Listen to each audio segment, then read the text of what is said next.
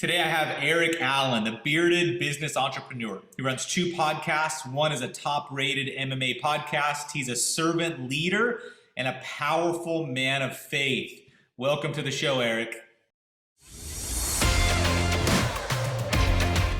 Man, thank you so much for having me on, man. I'm super excited and truly honored, man.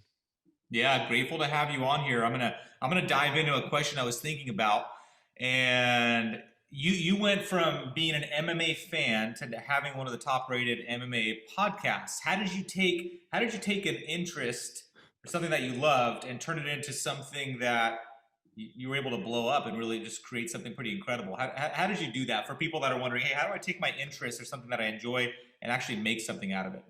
Yeah, it was interesting because I actually started Top Rated MMA as an apparel company in 2012. My wife came up with the name Top Rated MMA, and we made a lot of business mistakes. We bought a lot of inventory that didn't sell. It took off way faster than we prepared. People started following us. Guys from the UFC were like, hey, can you sponsor our fighter? They wanted $10,000. I'm like, dude, I started this company for $5,000. And about 2015, I got bored with it. Wasn't making any money. Wasn't excited about it. Literally put an ad in Craigslist and said, who wants to buy this company? One guy called me, and in that call, I was like, no, I'm not done yet, man. And so I hung up and I restructured and I launched Top Rated MMA podcast in 2017, and episode 226 drops this weekend. And man, it's just super pumped. But yeah, I mean, I think I wasn't done. I didn't want to give up. I'm still a fan of combat sports. I have so much respect for MMA fighters. I grew up watching ninja movies all my life, pay-per-view Mike Tyson. So I've just been a fan. And I kind of wanted to get into the podcast space. And so in 2017, not knowing what I was doing, grabbed a camera, grabbed a mic, was in a walk-in closet for almost 100 episodes. Just wanted to ask fighters why you want to get in cage and get punched in the face, man. Yeah, why do they want to get in cages and punched in the face? What was that? What was your answer that you were searching for? Yeah, right. I mean, I've heard everything from, hey, I went from wrestling to it, or jiu-jitsu to it, right? And then I've had the guys on the show like, I have a couple federal offenses that I can't get a real job, but I can get paid to go get in a punch, get in a cage and punch people. And that's what puts food on the table for them. And so I love the real stories. I start all my shows off with kind of going back to that childhood and, what was it like for all my guests? And, I've heard everything from craziness to just, modern families. So, yeah, I'm always intrigued by people's stories.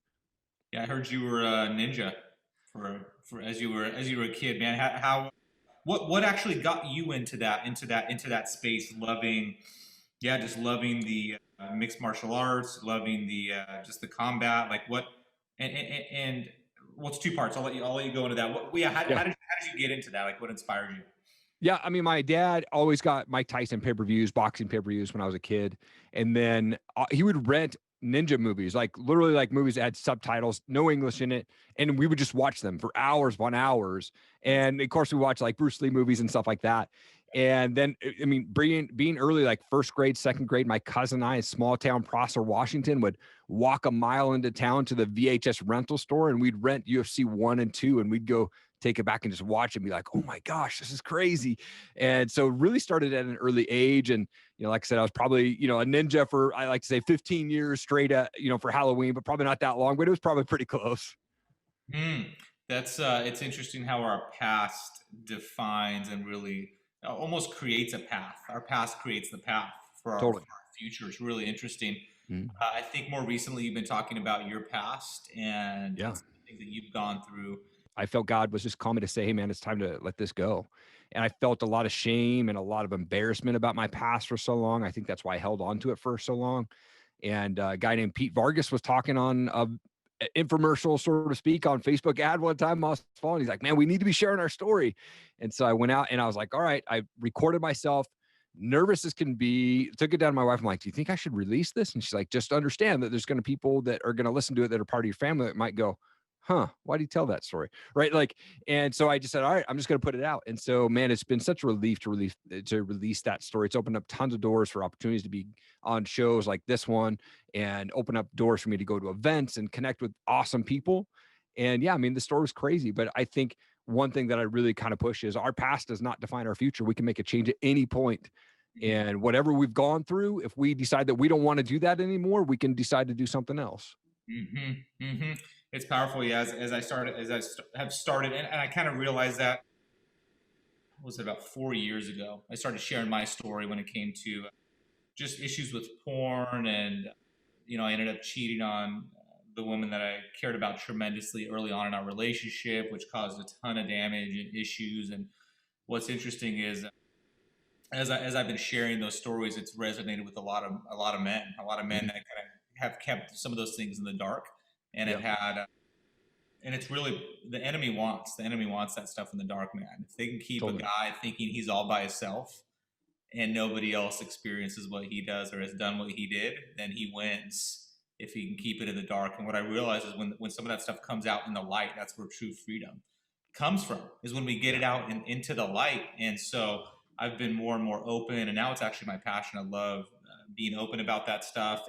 But also it's interesting, it's brought in a whole group of people that I now associate with that have had similar struggles. And once I spoke it out there, it seemed to have inspired them to kind of start to break free from Yep. some of these things. Yeah. Yeah. Yes. Exactly.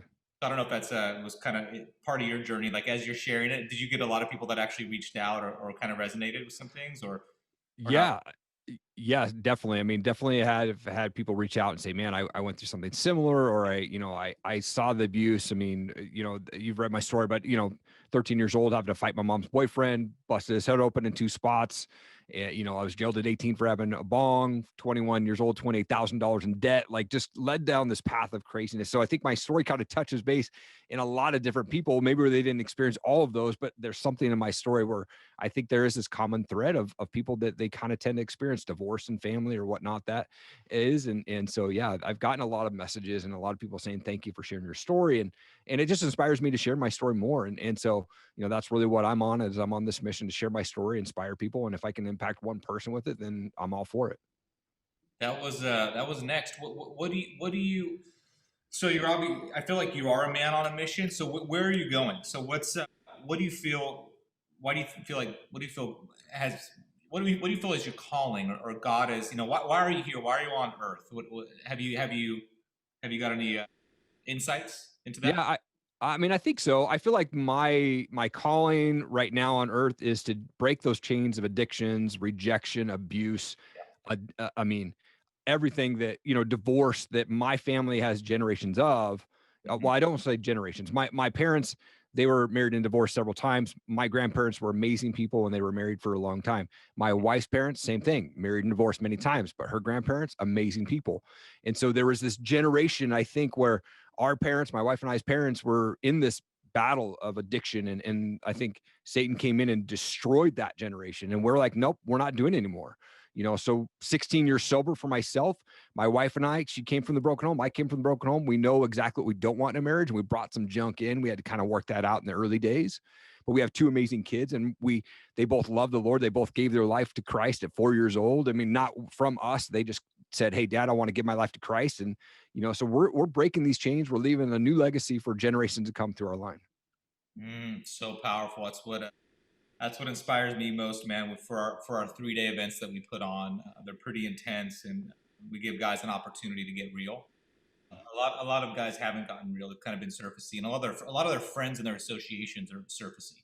Sure. They don't go deep, and so we give them the space to like be real and go deep, and so they have a chance. And through this experience, they kind of release some of that baggage, some of that burden, and get a chance to just kind of free themselves. And so I love that idea, not even the idea, that mission of breaking generational chains. Because if you can change one man, I would say, right, change a man, change a world. So if you can change that one guy, it really does have a ripple effect Yeah. on their marriages, with their kids, with their kids. It's a big deal. Hmm. So part of that is, sharing that story, and I think just being intentional with the way that we live. And so in talking about associations, right, having those associations, like even at our event, what what do you think is what's something that you look for in, in an association, in a friend or someone that you're connected with? I think that the term is overused, but I love people that are real. Like if I'm screwing up, or if I'm not doing something right that's along our moral path of, like, if I'm a Christian, then I should just be loving on people. It's not my job to judge people. It's my job to just love on people wherever they're at. It doesn't matter political, sexual, whatever their preference is. My job is just to love them. And so if I ever sway from that, I want someone who can say, man, that was kind of a jerk move, or that was kind of something that you did, or hey, you know what? You should be honoring your wife more, or hey, you should do this for your marriage. This is a really good tip that worked for me. Like someone who can be real with me on that. And if I screw up, man, bring it to my attention because I want to know like how I can learn. I'm always up for learning. And I know I can always get better at being a husband and being a father and things like that. And so I look for people who are just like honest and they're loyal and they, no matter what I'm going through, like they'll be there for me. And I've been honored to kind of help guys that I know go through many divorces and things like that. And so I'm just loving them where they're at. And hopefully, I'm just supporting them as much as I can. So I love that in reverse too, right? So if someone can support me in anything and not financially at all, just being there if I need someone to talk to. And I have my buddy, Dave, I met him in first grade. We're still best friends to this day, 36 years, man. It's been awesome. That's awesome. Yeah. Yeah, I'm not connected with too many people from first grade, but that's awesome. Yeah. It's He's a great it's dude. challenging because you evolve, right? People evolve, and so it can kind of it can be difficult to hold on to some of those old friendships. Totally. That's been a challenge for me, and so I've been yeah on the path of just making some new friends and building some new key relationships. People that are going places, that are making a Mm. difference, that are just focused on personal improving themselves and their marriages. I see the flag in your background, man. I love it. Where do you feel this country's going from a patriotism like standpoint? Like, you have some strong beliefs around this. So I'd love to hear. Yeah. Like, where do you feel we're going, and what's causing it? I don't know, man. It's crazy. I'll just say this. I love where I live because I had turned off the news like 3 years ago. And so I have no idea like what's going on. There's Joe Biden as president and things like that, but like, I'm not really following the news. I don't know what's going on in regards to the rest of the world. I love what's happening in my area. And that's really what my focus is. But I mean, I think as a whole, this country is kind of a mess in a lot of areas. You have a lot of, if you say the wrong thing, you're racist. If you say something, you're offensive. Like, I mean, if you don't wear a mask, you're offensive. And where I'm at, we haven't worn masks in over a year. Like, I mean, it's just up here, we're kind of living like, what the heck is COVID? Yeah, there's small cases, but nobody wears a mask up here. And I think for us in the country, you just see some just really bad things happening. Like, I mean, I just saw somebody shared a clip with me of the two girls that killed that guy who was an immigrant and they drove off his car and they launched him in the wall and he died. Like, they got probation and they're never going to go to prison and they will get out of the system at 21 years old or something like that. I mean, it's just ridiculous. Like, I wish that people would be held accountable for what they're doing. Yeah, it was disappointing when. Yeah, 100% on all sides, Yeah. right? So there's a big issue with that, and it's just I've seen. Yeah, my wife wore when was it? It was maybe a year and a half ago. She wore or she was representing the flag on her bathing suit, and she had the biggest backlash. Like, we had posted something on social media, the biggest backlash. Like, why? Like, it was offensive. The flag is actually becoming offensive to Right. people. Yeah. And it's kind of a trip. And so I always appreciate other brothers when they represent the flag and support the country. Because if we don't, Mm. I don't know, if my stance on it is, if you don't want to be here, like, we got to find another opportunity or a place for you to actually go. Because I Totally. believe it's still truly a great country, Yeah. even despite some of the issues and challenges that we have. Like, we live in an incredible country, and all countries are going to have challenges and divisiveness and all of this. But it's when our citizens start to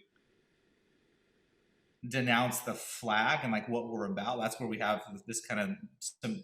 That's where it starts. The collapse of like Yep. great empires is when the people within it start to really value the importance and how good it actually is. Yeah, exactly. I mean, like I said, I'm very blessed to where I'm at. There's a lot of patriots up here, people that love America and love being part of the United States. And we're being invaded by other people from California and Washington. And hopefully, We're most of them are Californians bringing. going everywhere, man. We're Yeah. I got Texas in my sights, but Yeah. yeah, people are getting pissed because we were talking to some Texans and like, man, too many Californians are coming out here to Texas, Yeah. and it's okay, but the challenge is they're voting the same way they were voting in California. So Right. it's creating. They're going to create California again in Texas. So there's a lot of people that are kind of skeptical of Californians moving. moving. Yeah. We got some new neighbors just a few months ago, and they're wonderful people. But the first time that they met my wife was like when they first moved in a few months back. They said, "Oh, we moved here from California," and the wife piped and says, "But we're the good ones." Like I just thought it was kind of funny that she had to kind of preference that conversation with that.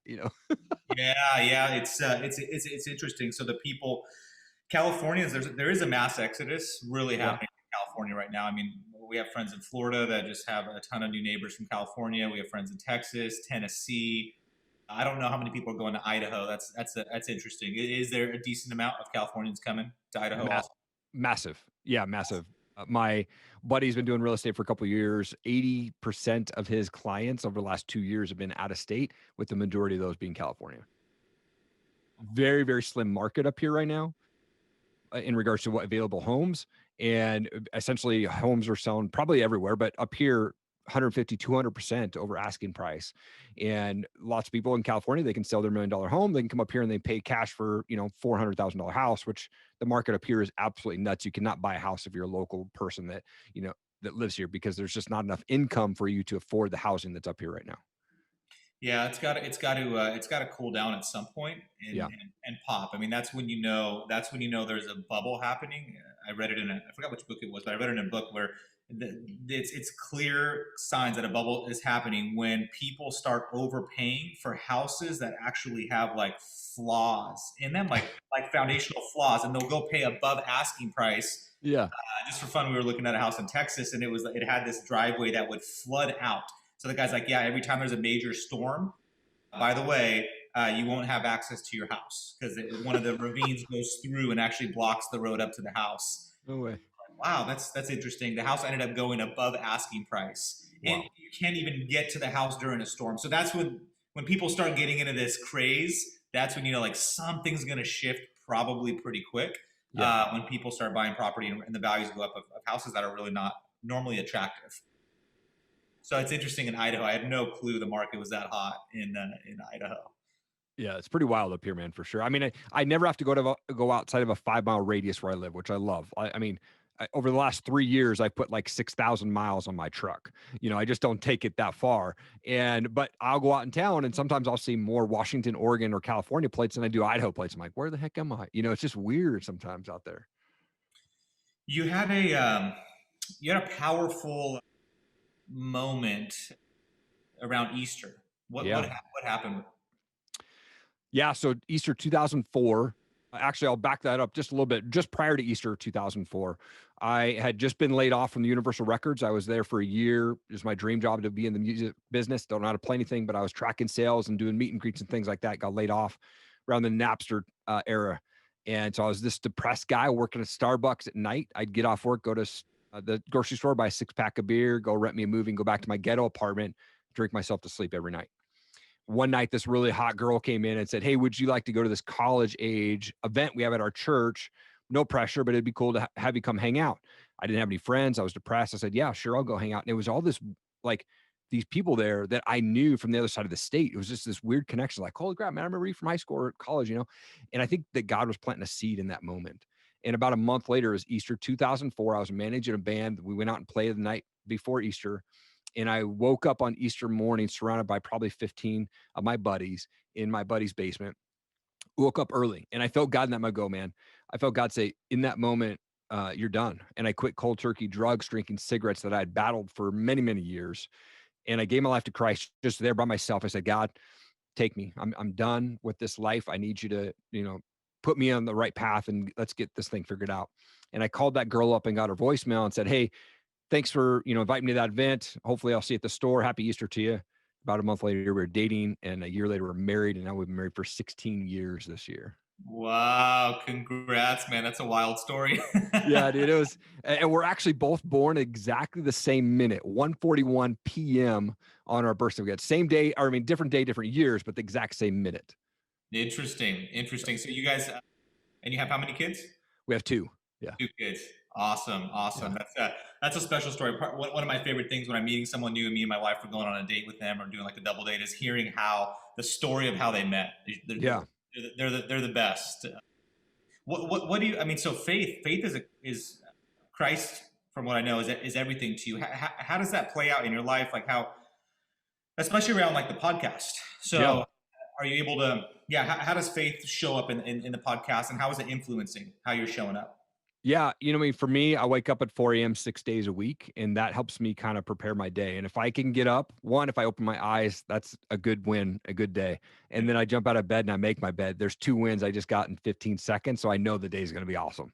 So Mhm. right after that, I'm upstairs and I'm turning on worship and really just kind of spending time in prayer, going over my vision board or vision wall, and just praying God, put it at His feet, man, of what I've been through, thanking Him, and I'm just so thankful and grateful for my life where it's at today, because it could have ended many, many times way long ago. And so I think with my podcasts aren't like essentially, faith based, but I bring my faith into my podcast. I'm not ashamed to talk about my faith when I have guests on my podcast. Not every guest that comes on my podcast is a Christian, but a lot of them have been. And so we've had great conversations about how we came to know the Lord and things like that. And so it's just awesome that we can share that in a almost like a public forum where Yeah. people can go, hey man, that guy's doing that awesome podcast, but he also knows the Lord, and I've always kind of preach it like, hey, it's not my job to judge you. So whatever your past is, that's fine. I probably had a worse past than you or a crazier past, man. Let's just chat it out, man. I'm not the judge of you. I just want to love you where you're at, man. You're a cool person. And so I think that's what helps me bring my faith into my shows, because I do run the two shows that I have. One's on MMA fighting and entrepreneurship, stuff like that.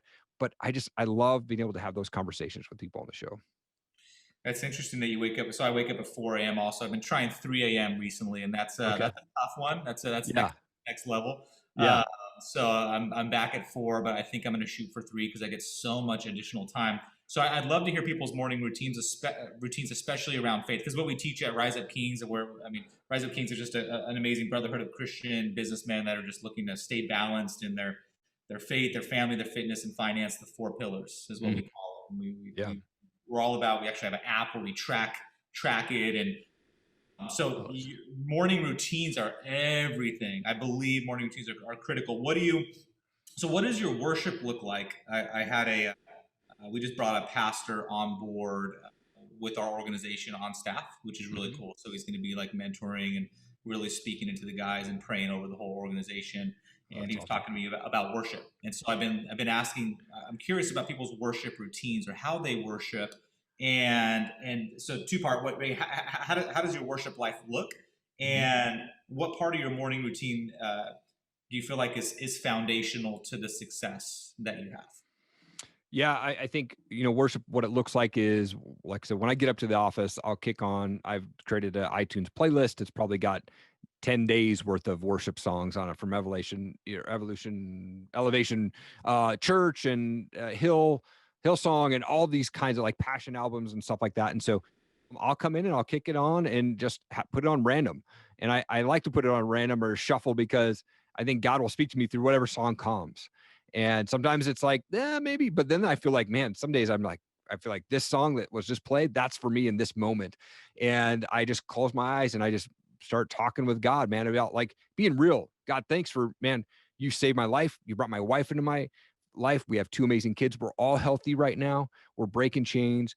Use us to impact the world financially. Use us to impact the world through loving on people. One of the things that we do is we set aside a charity account. My wife and I love to bless people. And so we're at a restaurant during the holidays or even during the random week, and we like to do just bless people, right? That's just something that we have set aside.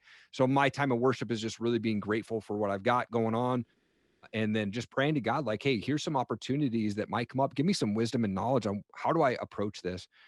Give me some wisdom and knowledge on those guests that I'm going to bring to my shows, and let me just speak life into them. Whatever they've got going on, just speak through me, Lord. And so that's how I do that, and that's how the worship is. But and then I'm sorry, I forgot the other question there. I think that is the foundational piece. Okay, Yeah, it's yeah, like what is the most important part of your morning routine? yep, and that absolutely is. And I'm sorry, that was a really long-winded answer, but yeah, Yep. it's my non-negotiable every morning. Yeah, I love that. I have this new Bible,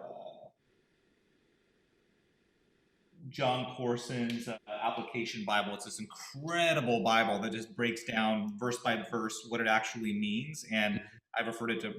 probably over 100 different people have bought it, and it's this. I actually crave reading the Bible based on this actual Bible now, and so it's become such a pivotal part of my routine, man. Is Yeah. yeah, just staying in the Word, praying, and then I'm now adding in like deeper worship into that Mm. because I was kind of lacking in the worship side Yeah. of my relationship with God. It was more prayer and meditation and reading, but not on the worship side. So when you said that, I caught that. Yeah, I think, and one thing that's been really cool for me lately is over the last, I think we're on day 40. My daughter who's 11, she said, "Hey, can we read the Bible together?" And randomly, I just picked out Psalms, just for the heck. And we started on Psalms 1, and we just started reading through it. So every night, she's like, "Dad, read me the Psalms. What's next? What's next?" And so it fires me up when she asks about that, and she asks questions. And so that just it's another time for me to draw close to God, but then also have that special moment with my daughter. Yeah, our part of our nighttime routine with we have a 5-year-old and an 8-year-old, two boys, is that we have just a cool children's Bible, and so Mm, every night we just go read like a couple pages of that, and it's one of their favorite times, and yeah, I love it because they crave it. They're like, oh, I want to hear more, and so it's neat when you're. I was talking to the Houston Rockets chaplain recently, and he was talking about how important it is to mentor and really bring up your kids. Like it's critical, not only your kids, yeah, but this newer generation.